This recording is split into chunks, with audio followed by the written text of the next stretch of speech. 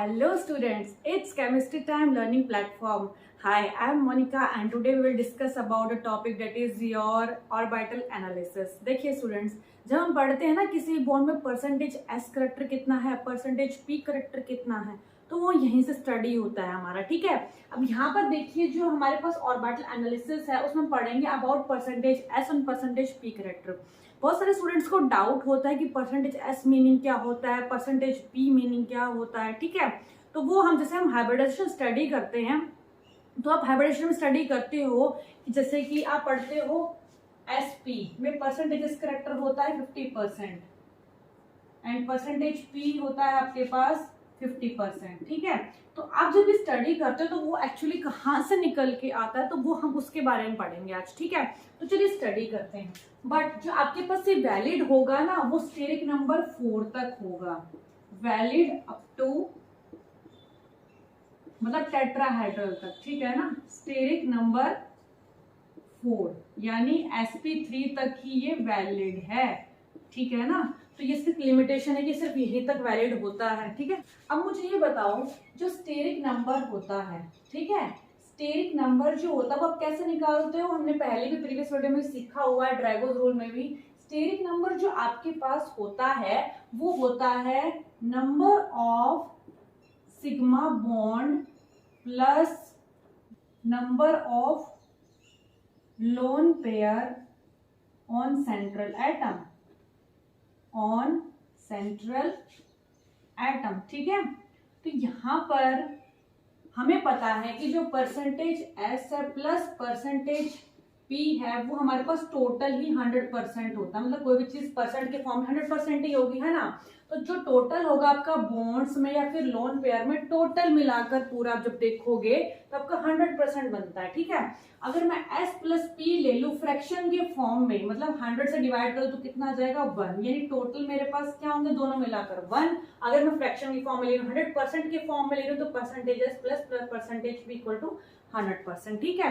तो अब यहाँ पर अब मेरे पास एक फॉर्मूला होता है P upon S is equal to I।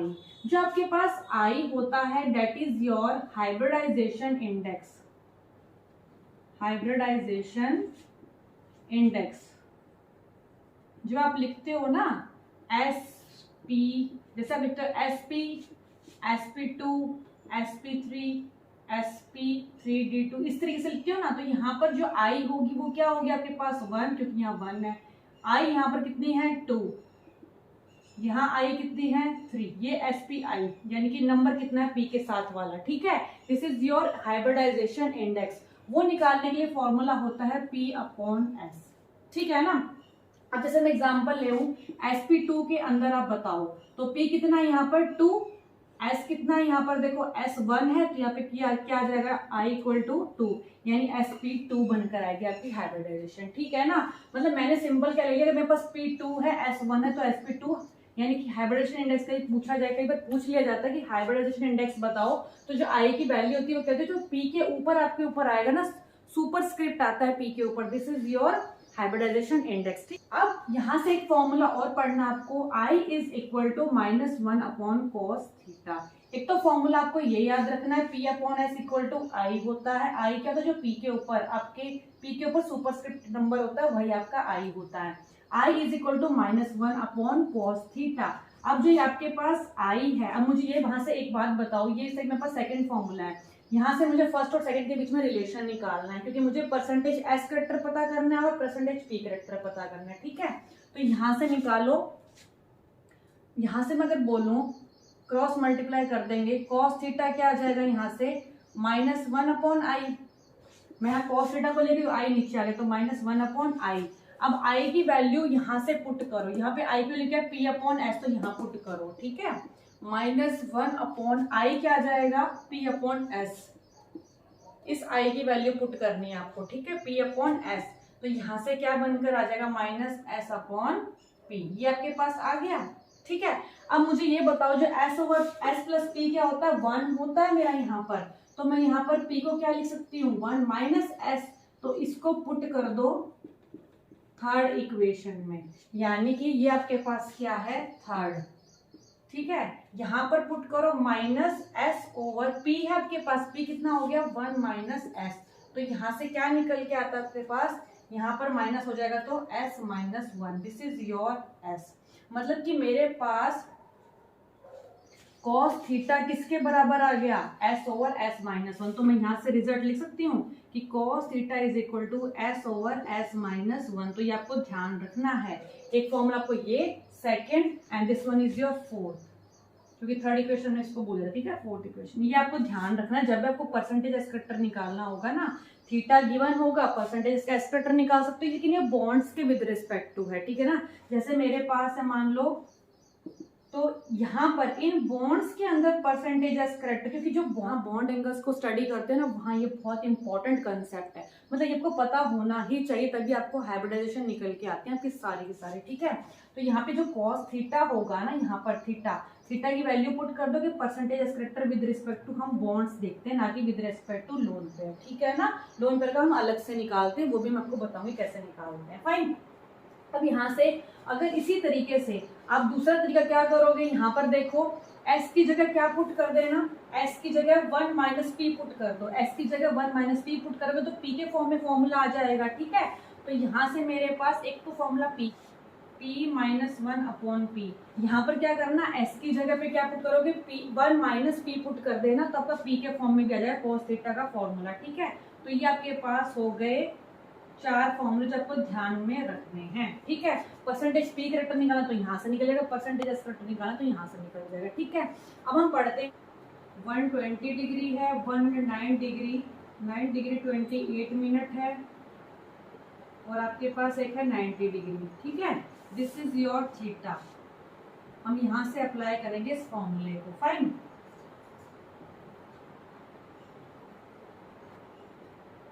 Hybridisation क्या होगी 180 डिग्री के अंदर, कितनी होगी 180 में sp, this is your sp2, this is your sp3, और कोई हाइब्रिडाइजेशन नहीं होती, नो हाइब्रिडाइजेशन, ठीक है।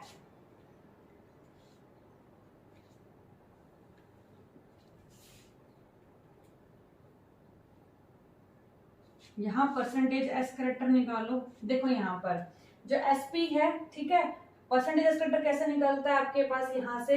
अब मुझे पता है cos थीटा यानी cos 180 पुट करना, बस cos 80 होता है ना, cos 80 पुट करना, cos 180 कितना होगा s ओवर s माइनस 1, मैं परसेंटेज एस करेक्टर निकालना है यहाँ पर, ठीक है, percentage s।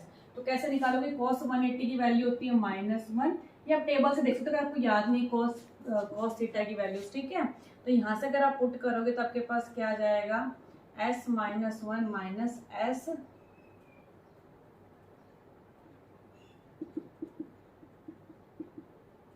That is your percentage s, कितना हो जाएगा 50%, हाफ है ना, 0.5 आ जाएगा तो 50% आ जाएगा, तो कितना आ गया 50%। सिमिलरली cos 120 की वैल्यू पुट करो, cos जो 120 होता है आपके पास वो कितना आता है आपके पास माइनस हाफ, ठीक है, s ओवर s माइनस 1, तो यहाँ से कितना आ जाएगा minus s plus 1, that is equal to 2s, this is of 3s, 1/3 equal to s, यानी कि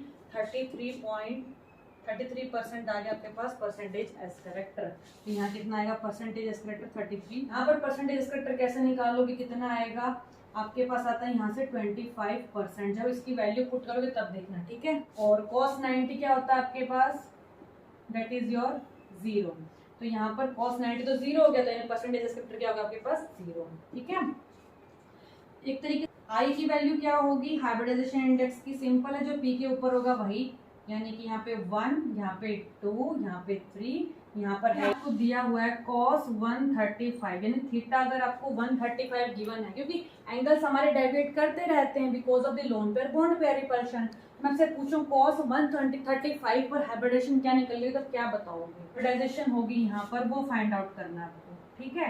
तो फॉर्मूला लगा दो, cos theta is equal to -1/i, हमने पढ़ा था ये, ठीक है।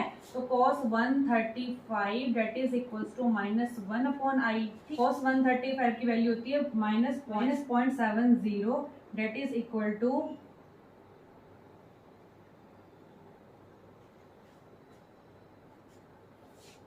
तो यहाँ पर कितना आ जाएगा, आई की वैल्यू कैलकुलेट कर लेना, कितनी आएगी 1.42, 1 डिवाइड बाय 0.70 है ना, 1 डिवाइड बाय 0.70, क्योंकि ये माइनस था यहाँ पे और इसकी वैल्यू आती है -0.70।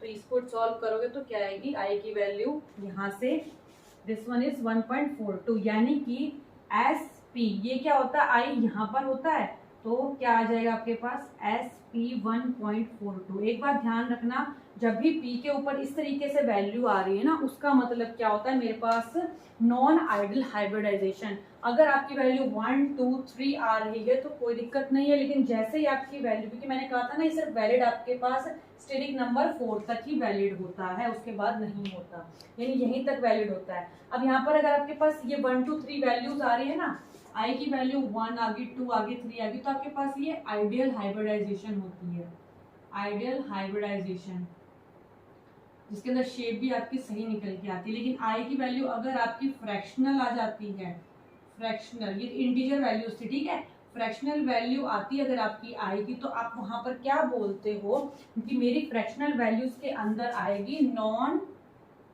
आइडियल हाइब्रिडाइजेशन, और जो नॉन आइडियल हाइब्रिडाइजेशन होती है उसमें आपकी डिस्टोर्शन जरूर मिलेगी आपको, शेप मतलब आपको डिस्टोर्शन जरूर मिलेगी, क्योंकि ज्योमेट्री तो आप बता देते हो ठीक है, लेकिन डिस्टोर्शन किस में आएगी आपकी, वहां पर शेप में, ठीक है ना। तो यहाँ से आई होप तो क्लियर हुआ होगा।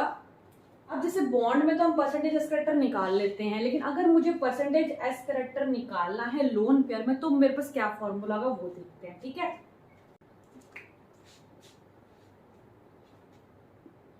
परसेंटेज एस इन लोन पेयर, तो जब भी आपको कैलकुलेट करना हो ना बॉन्ड में परसेंटेज के, तो आपको इस तरीके से फॉलो करना है, ठीक है। तो मेरे पास एक फॉर्मूला ले लो, यहाँ पर ये लोन पेयर है, ठीक है। मैंने मान लिया एग्जांपल आपको दिया हुआ है, परसेंटेज यहाँ पर कितना है, इस बॉन्ड में 20%, यहाँ पर परसेंटेज एस कितना है 20%, ठीक है। मैंने मान लिया यहाँ पर भी 20% है परसेंटेज, और यहाँ पर भी 20% है, तो फॉर्मूला क्या बनकर आए, क्योंकि 100 है टोटल, 100 होता है ना टोटल में से माइनस करना है बॉन्ड का। अगर टोटल में से ये माइनस कर दोगे तो बचेगा किसका, रिमेनिंग लोन पेयर का, क्योंकि 100 में से आपने एस, जो यहाँ पर एस परसेंट था वो तो निकाल ही दिया, तो इसके अंदर बच गया परसेंटेज एस कैरेक्टर। तो कैसे निकालोगे, 100 total percentage S in bond pair divided by number of lone pair, रहेगा ये 100 माइनस कितना है दिस और दिस, 20 प्लस 20 कितना हो गया 40%, divide by number of lone pair कितना है 1, तो कितना आ जाएगा आपके पास यहाँ से 60%, ठीक है। तो मेरे पास परसेंटेज कैरेक्टर कितना है लोन पेयर में 60%, यानी ज्यादा किसमें है लोन पेयर में एज कंपेयर टू इसमें बॉन्ड्स की कंपेरिजन। अब देखो ये क्वेश्चन मुझे पता है कि हमने ड्रैगो में पढ़ा था ना कि जो PH3 इन PH3 लिख लेना, इन PH3 कि PH3 के अंदर थीटा वैल्यू कितनी होती है 94 डिग्री, क्योंकि आपने पढ़ा था ना इस तरीके से PH3, तो ये 94 डिग्री के अप्रोक्सीमेटली था, और यहाँ पे लोन पेयर था आपका, ठीक है। तो यहाँ पे फॉर्मूला अप्लाई करो cos theta is equal to s s minus 1, लेकिन ये फॉर्मूला कब वैलिड था आपका, विद रिस्पेक्ट टू बॉन्ड्स, मतलब बॉन्ड्स में परसेंटेज एस कैरेक्टर निकलेगा आपका यहाँ से, ठीक है। तो यहाँ से मेरे पास दिखा लो cos 94 degree that is equal to s over s minus 1। जो cos 94 डिग्री होता है वो टेबल से आता है आपका -0.069, तो आप ये या लिख लेना इसमें, ठीक है, तो कई बार दिया भी जाती है आपको वैल्यूज, ठीक है, -s ओवर s माइनस 1, यहाँ से आप वैल्यूज निकाल लो, 0.069s आपके पास plus 0.069 that is equal to s, तो यहाँ से आपके पास क्या वैल्यू आ जाएगी, उस तरफ जाके 1.069s इक्वल टू 0.069, तो s आपके पास क्या कैलकुलेट होके आएगा 1.069, ये आपके पास आ जाएगा कैलकुलेट होके 0.06, यानी जो परसेंटेज s आ जाएगा वो कितना आ जाएगा आपके पास 6%, ठीक है। अब यहाँ से देखो ये मेरे पास बॉन्ड के अंदर आया है, क्योंकि विद रिस्पेक्ट टू बॉन्ड निकला है मेरे पास इस फॉर्मूले से। अगर मुझे निकालना है लोन पेयर में कितना होगा, तो मैं क्या यहाँ से कैलकुलेट कर सकती हूँ आपका, मुझे निकालना है परसेंटेज एस इन लोन पेयर, तो कैसे निकालेंगे, देखो ये एक बॉन्ड के विद रिस्पेक्ट टू आया आपका, क्योंकि मैं 20 प्लस 20 यहाँ पे देखो एक बॉन्ड के विद रिस्पेक्ट टू आया है, आपके पास बॉन्ड कितने हैं वो देखो यहाँ पर, तीसरे में कितने बॉन्ड है 1 2 3, तो यानी कि एक में आपके पास परसेंटेज एस कितना आया है 6% आया, तो 3 में कितना होगा 3 × 6, क्योंकि टोटल लिखा है यहाँ पे, ठीक है। तो 100 minus total percentage S in bond pair, तो 1 2 3 3 बॉन्ड पेयर आपके पास इंटू 6, एक में आया 6%, ठीक है, divided by number of lone pair कितने 1, तो कितना आ जाएगा 100 माइनस 18 डिवाइड बाय 1,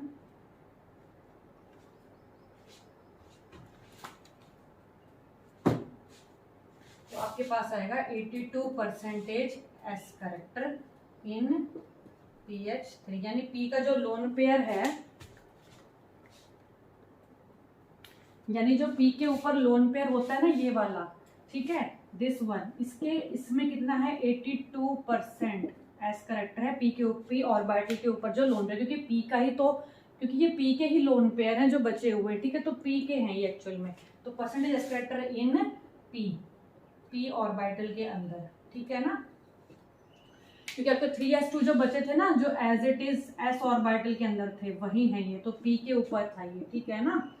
तो देखो यहाँ पर अब मेरे पास अब एक नेक्स्ट क्वेश्चन है जो आप घर से करके लाना, ठीक है। क्वेश्चन आपको करना है, इसमें क्या है, आपको परसेंटेज एस करेक्टर निकालना, लोन पेयर के अंदर अमोनिया में आपके पास थीटा एंगल 107 डिग्री दिया हुआ है, यानी कॉस थीटा की वैल्यू -0.29 आपको दी हुई है, ठीक है ना, यही वैल्यू होती है इसकी, तो आपको फाइंड आउट करके लाना है कितना लोन पेयर में होगा, ठीक है। आई होप आपको ये लेक्चर समझ में आया होगा, एक क्लियरिटी बनी होगी, ये बहुत इंपॉर्टेंट टॉपिक में इससे एक टॉपिक है, क्योंकि यहाँ पर आप परसेंटेज एस और परसेंटेज पी निकालते हो, जो आप फर्दर बॉन्ड एंगल्स के अंदर भी स्टडी करते हो, क्योंकि बॉन्ड एंगल्स में भी परसेंटेज एस करेक्टर के बिहाफ में स्टडी करते हैं, ठीक है ना। तो आपको एक क्लियरिटी बननी जरूरी होती है, क्योंकि परसेंटेज एस और परसेंटेज भी बहुत जगह यूज होता है। नेक्स्ट टाइम हम जब मिलेंगे तो हम बेंट रूल को स्टडी करेंगे, जिसमें percentage S character percentage P character आता है आपका, ठीक है ना। तो thanks for watching and keep watching my channel.